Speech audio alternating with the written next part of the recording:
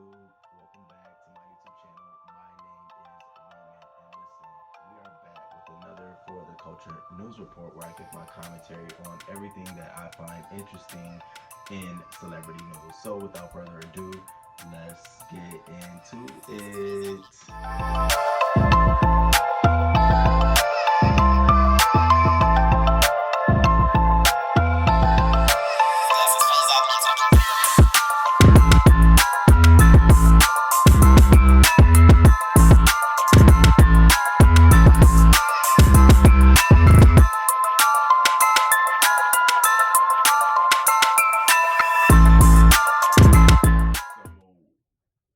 Riri posted on her Instagram that Anti, the album, has spent 5 full years on Billboard's top 200 countdown. That is fucking amazing. And so, fans, quickly hopped in the comments and was like, you should celebrate this by releasing a song. And she's like, I think I should. And she was like, just one though.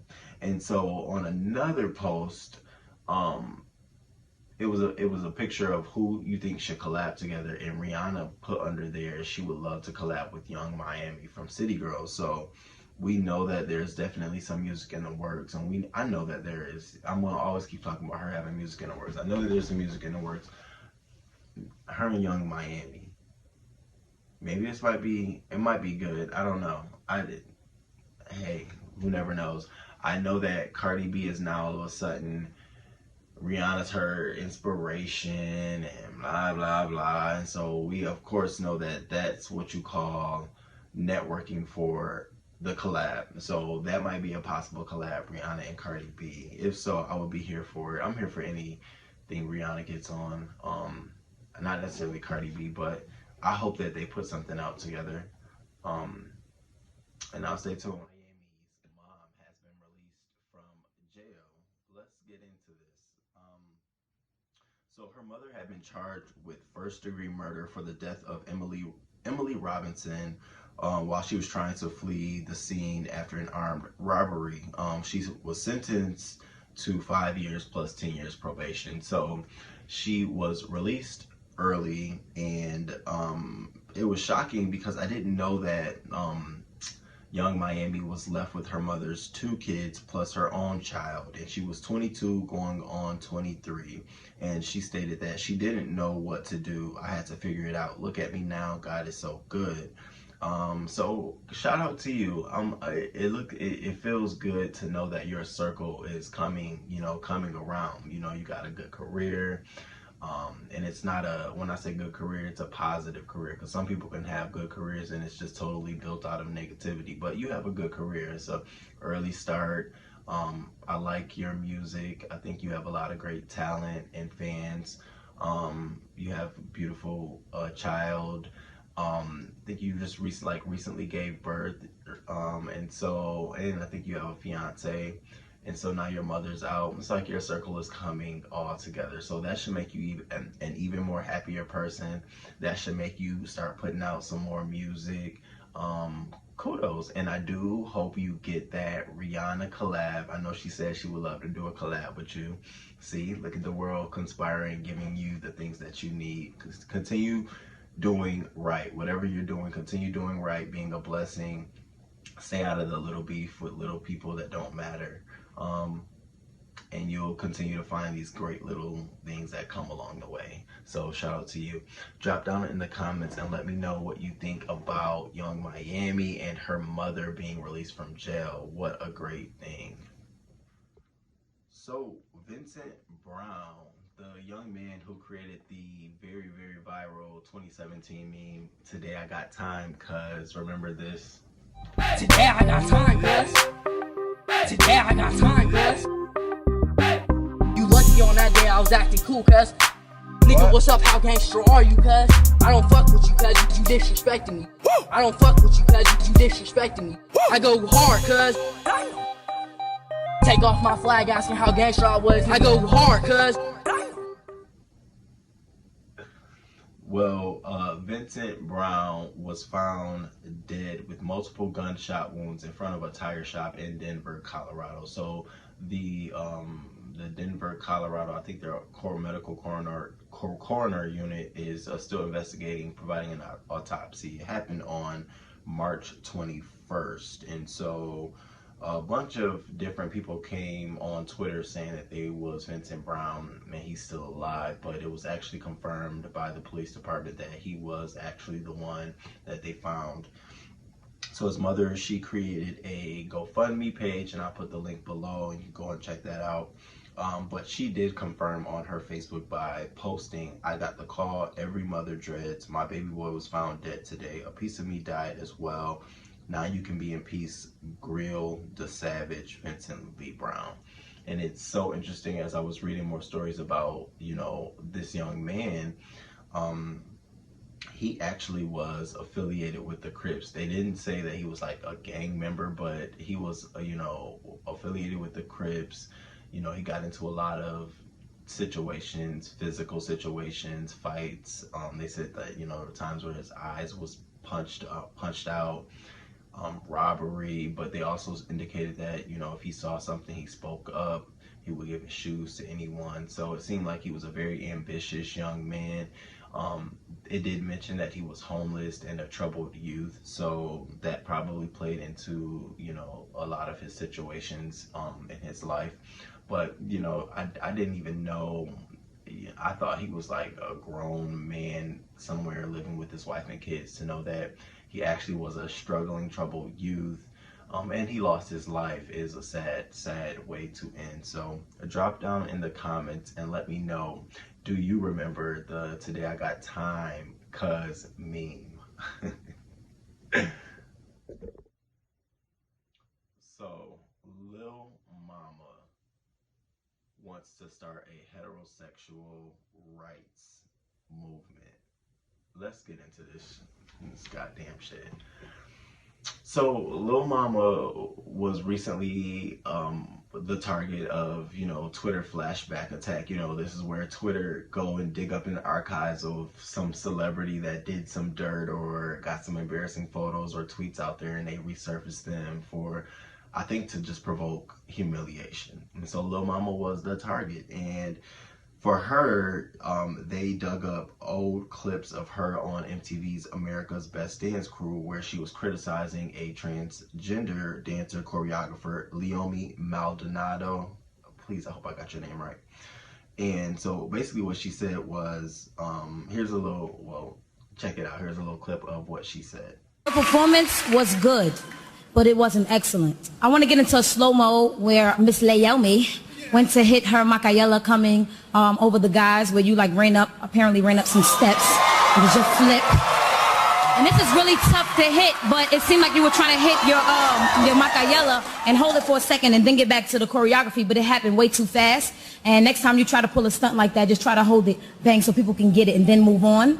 Leomi, your behavior, come on, it's unacceptable. I just feel that you always have to remember your truth. You were born a man, and you are becoming a woman. If you're going to become a woman, act like a lady. Don't be a bird. Like, oh my God, I'm not doing this. You know what I'm saying? It gets too crazy and it gets confusing. You're doing this for America. Even though you're the face for transgenders, you're the face for America right now with this group, and it's not about anybody else. It's about y'all. You know what I'm saying? So do it for the team. Do it for the team. So last week, Lil Mama got on her IG and she posted her feelings towards the LGBTQ community and feeling like she's been bullied. And she paired her post with a post about a father whose 14-year-old daughter was destroyed by court-ordered trans hormones. And so in her post, I actually want to read this one. She says, "Y'all fight so hard to be respected, and some of you, not all, get a kick out of bullying people for having an option. How they dress, how their hair and or makeup looks, how much money they have, etc. There are so many people afraid to give their honest opinion because if they do, LGBTQ plus will hear what they want to hear and take statements out of context. I don't have to prove myself by reminding people that I have loved ones of the LGBTQ plus community. When I speak, I'm not trying to hurt anyone. I'm just speaking my truth, just like you all." And this was her response to her calling out the fact that, Michelle Obama had interviewed with 13-year-old transgender daughter of Dwayne Wade, Zaya Wade, and her response to that was, so children are too young to smoke cigarettes, too young to drink alcohol, too young to get a driver's license, too young to go to a club, too young to gamble, too young to rent a car, but old enough to cut off their genitals and or change their gender. This is insanity, America. She added, depopulation at any cost, cat fights, sword fights, used be a cat, now I'm a dog, whatever, to stop new life reproduction. And so for that, she faced a lot of backlash on Twitter, and she tried to go on her IG to clarify what she meant in her statement, but the damage had been done, and so she basically decided that she wants to start a heterosexual rights movement. And so the first thing that came to my mind was, why don't you go join a church? Why don't you go join a women's league? Why don't you go join a fraternity or sorority? Why don't you go join a political organization? Do you not know there are far more heterosexual rights movement organizations generalized in America than there are gay groups and rights and movements? The reason we have the loudest voice is because we're the minority. It's with anything. The reason black folks have the loudest voice is because they're the minorities. The reason hip hop music makes the most movement in the music industry is because it's the minority. Country music, classical music, European music, all of those music far outpace, a lot of some of the artists that we listen to every day, but we have a louder voice. Our music resonates. What we say resonates. So for you to feel like you need to go start a movement because you don't feel like your voice is heard, you contradict yourself. If that was the case, then all the laws that gays and transgenders are trying to pass will pass, right? But they don't. They go through a lot of struggles and battles and stuff like that. So I just want to know, do you have people who are educated around you? Like, at any time in your life, have you had, from when you did the thing with Jay-Z to now, do you have good management? Have you been to a library? How old are your friends? Do you get out often? Do you read? These are things that I want to know because it'll help me understand why you think, I told my friend, I'm like a heterosexual, like, so what would that look like? Y'all get together and what would be the mission? Because if it's reproductive rights, go to church. Like, what are you trying to do, sweetheart? Damn, I just don't want to call you dumb, but like, so yeah, that's what Lil Mama's up to. Instead of trying to focus on something else, this is her news. So I will not stay tuned to this. I just want her to understand that you're going up a battle, you're climbing a tree, you're fighting a war that, it's not even necessary, sweetheart. So the queen, Miss Janet Jackson, Miss Jackson if you nasty, Mr. Jackson if you nasty, she is going to be premiering a 4-hour 2-part documentary on Lifetime and A&E. And this is going to coincide with her 40th anniversary of her debut album, Janet Jackson. And so I'm looking so forward to this. She's going to talk, apparently, so they started taping this in 2018 around the death of her father. And so it captured her grieving, it captured her during that time. It also captured some of her motherhood, her going through motherhood. So we're going to hear about her, talk about, what it was like, giving birth, what it was like losing her father. She's even going to talk about what it was like with the loss of her brother, Michael Jackson.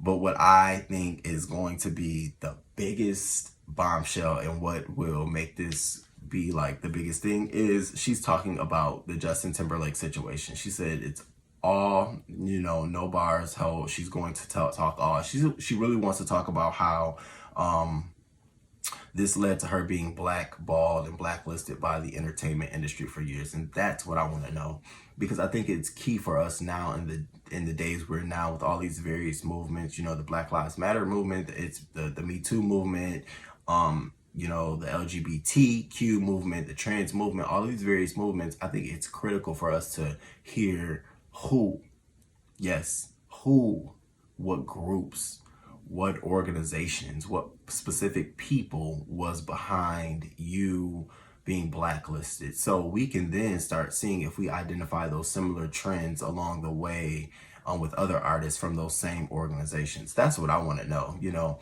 because there's no way in hell Janet Jackson, you gonna blacklist Janet Jackson? I mean, you couldn't have told me she was blacklisted, because she plays heavily on all of my streaming services. So, you know, to even try that shit, that, you know, and I think what's happening now is I think Justin Timberlake is gearing up to release a project, and he's trying to get all of this support from the Black community, the R&B community, trying to, you know, plead. He felt so bad he didn't stand by Britney Spears and Janet Jackson during those most pivotal times. And yeah, it's because you want support. You want people to buy your music. You notice that your the favor for Justin Timberlake is sort of depleted. Like, I don't think we hate you, but I think our favor towards you, because of what we've seen happen to Janet Jackson, and most recently, you know, hearing about what happened to Britney Spears, sort of makes us feel like, the fuck are you doing? So I would love to hear who are the other folks associated with this blacklisting for Janet Jackson. Now, the 4-hour documentary 2-part series will not air until early 2022. So what I'm now starting to see a trend is these documentary type things, like the Wendy Williams experience, that whole thing, being a beginning of the year, like culminating series, the way they kick it off. And so I think this is going to be huge for those networks. Go on, Lifetime. I see what you're doing, and great job. I think you're really giving us the commentary for the celebrities we really want to hear about, and not necessarily digging up people that we sort of have been hearing about forever and ever and ever. So thank you for that. And you drop down in the comments and let me know, are you excited for this 4-hour series, 4-hour 2-part series to come to air in 2022?